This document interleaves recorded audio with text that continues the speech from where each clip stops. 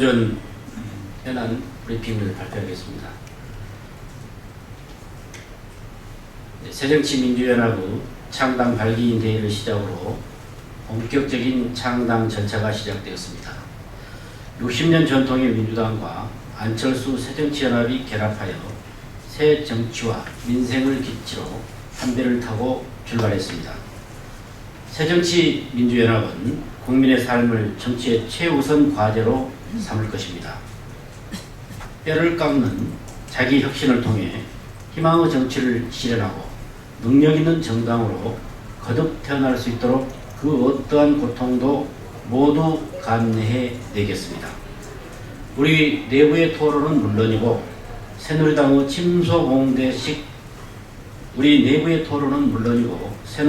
침소봉대식 비난마저도 신당 창당을 위해 기꺼이 넘어야 할 산통의 하나일 뿐입니다. 새정치민주연합은 그 어떤 장애에도 굴하지 않고 새정치 약속의 정치를 향해 뚜벅뚜벅 걸어갈 것입니다.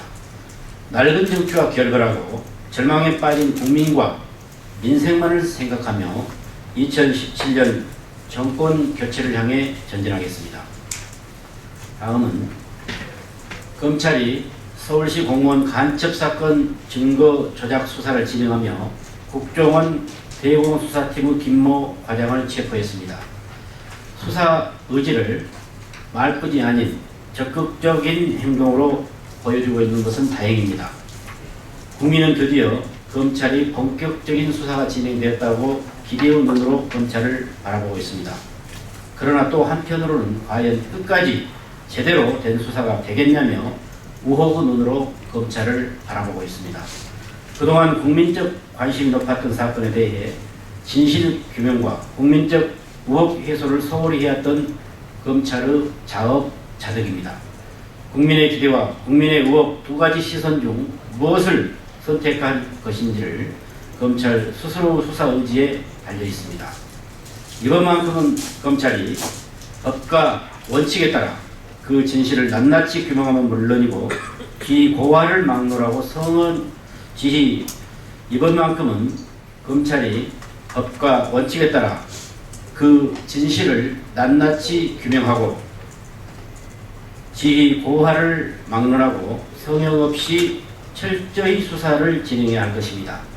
그 어떤 정치적 고려 없이 실체적 진실이 있는 그대로 밝혀내어 검찰의 명예를 회복하기 바랍니다.